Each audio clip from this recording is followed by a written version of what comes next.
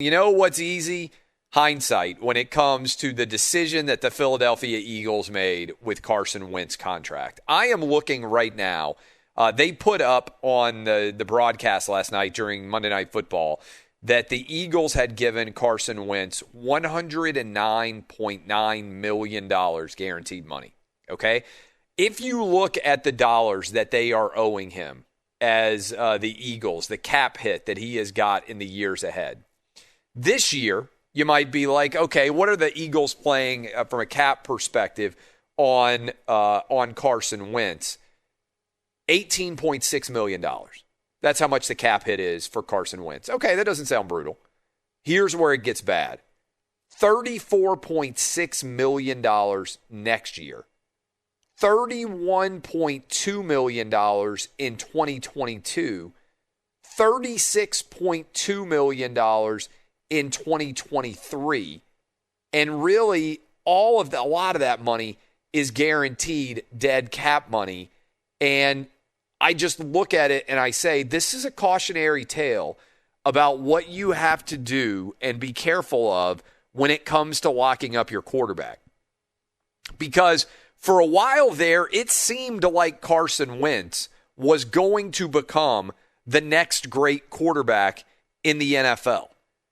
And then it just didn't happen. And this actually happens more often than you think when you look at NFL MVPs in recent years. There are sometimes guys who win the MVP and don't end up being as dominant as you would expect for someone to be, right? And look, I think it might end up happening with Lamar Jackson. I think it's possible that Lamar Jackson won the MVP, and he may be an okay quarterback, but there's no way that he's ever going to be a transcendent quarterback, and this happens every now and then. Matt Ryan won the MVP. Matt Ryan's a pretty good quarterback. He may even be a Hall of Fame quarterback. I'm not sure that Atlanta Falcon fans are sitting around like, I can't even stomach the idea of Matt Ryan no longer being the quarterback, right? Cam Newton won the MVP. He had a remarkable year, but it was just 1 year. And so you look at sometimes the guys who win the MVP award, and every now and then somebody sneaks in, and you're like, okay, this guy just had the career year of his life, and as a result, he's not necessarily going to be dominant for years and years to come. Like Tom Brady won 3, Peyton Manning won 5, Aaron Rodgers has won 2. Guys who win multiple MVPs, usually pretty good players. There's a lot of single winners in the NFL that aren't necessarily great. Again, Cam Newton, Matt Ryan, remains to be seen how good Lamar Jackson is. And Carson Wentz is kind of in that camp, where if he hadn't gotten his knee injury the year that the Eagles went on and won the Super Bowl, Carson Wentz was going to be the MVP that year. And that's what the Eagles thought they were getting. And I'll be honest with you, when I watch Carson Wentz play, I question whether he sees the field at all in a way that he's progressing in his knowledge as a football player.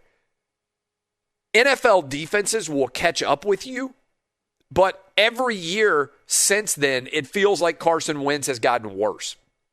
And this year, admittedly, they have an incredibly injured offensive line. He's getting decked. He has no time behind the line. That could impact all of his decision-making. But did anybody watch last night's game and think, oh, man, are they lucky that they have got Carson Wentz locked up? Or if you're an Eagle fan, did you sit around and say, my God, what in the world were we thinking when we committed $110 million to this guy? And you know that sooner or later he's going to turn the ball over. I mean, it's just going to happen. And I think it's because he's trying to do too much. But you're talking about playing in such an awful division. I really thought the Eagles were going to come out tonight and find a way to keep it close and maybe steal a win, because the one storyline of the NFC East that you can rely on at all is every time you think the NFC East team is eliminated, they find a way to win a game and make you think they still have a chance. It's like The Godfather. Just when you think you're out, they pull you back in. We had this conversation on television for Cousin Sal's Dallas Cowboy fan.